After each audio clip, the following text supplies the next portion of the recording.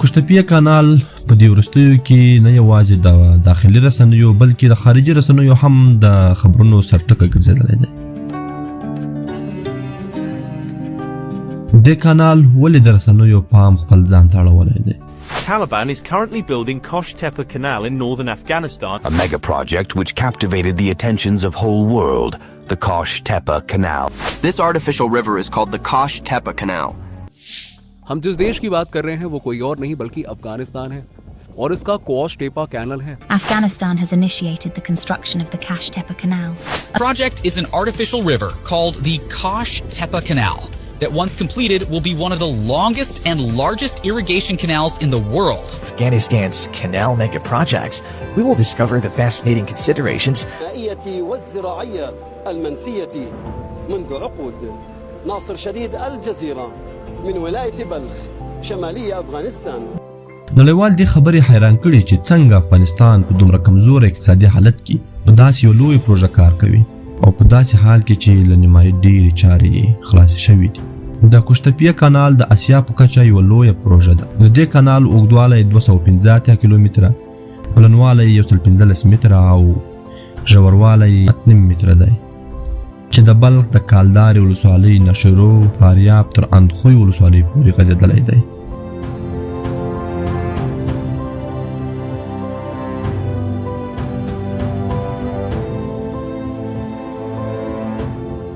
د کوشتپیه کانال د یو ساحوي انجینر له خولې چې وایي موږ د ټول هېواد ماشینري په دې برخه کې جذب کړې ده. په دې کانال کې شاوخوا 150 شرکتونه فعالیت کوي چې تر 6,000 ډېر کسانو ته پکې د کار زمینه برابره شوې ده. له نیکه مرغه چې اوس یې کارونه په خورا چټکۍ سره روان دي.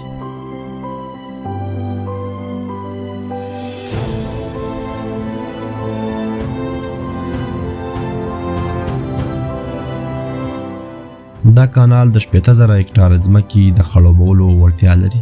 د دې پروژې په بشپړېدو سره به د هېواد په زراعت کې ستر بدلون رامنځته شي چې دا به د هر افغان په ژوند مثبت اغېز وکړي. د دې کانال بله ګټه دا ده چې په دې پروژه کې انجینر افغانۍ ده، نقشه افغانۍ ده، سیمنټ افغاني دي، ګلسیخ افغاني ده، کارکوونکي افغانان دي او تر ټولو مهم دا چې مشري هم د افغانانو په لاس کې ده.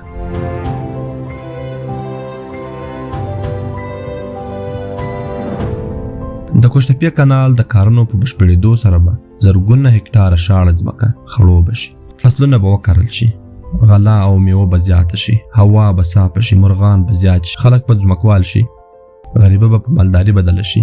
د مرکزي اسیا او د افغانستان مرز دواړه خواوې به شنې او ښېرازه شي. د افغانستان کندو به له غلې ډک شي.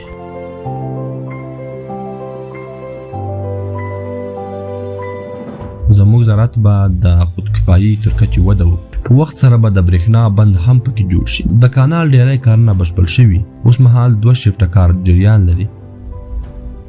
کارګر د شپې او ورځې په کار کولو خوشحاله دي چې دا هر څه افغانانو ته ډېر د خوشحالۍ احساس ورکوي. په دې کانال د اورګاډو او موټرو د تګ لپاره سر له اوسه د پلونو کار روان دی چې دا کار د دې کانال د لا ښکلا لامل کیږي.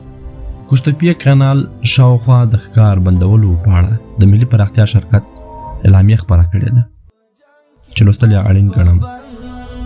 کوشیر اخلي د مات وطن مړوند خوږه بکړې ترخه خوله د ولاس کانال د کوشتپې لکه ګلقند کانال د دا چې د کوشتپې د ستر او ملي کانال د کیندنې پر مهال په کانال کې د اوبو راوتلو د کانال د ظاهري ښکلا ترڅنګ د الوتونکو مرغانو د بېلابېلو ډولونو لپاره هم یو ښه او خوندي ځای برابر کړی دی او په دې وروستیو کې د هېواد له ګوټ ګوټ څخه هېوادوال د ستر او ملي کانال د لیدلو او تفریح لپاره راځي او ځینې وخت ناوخت د الوتونکو مرغانو په ښکار کولو باندې لاس پورې کوي.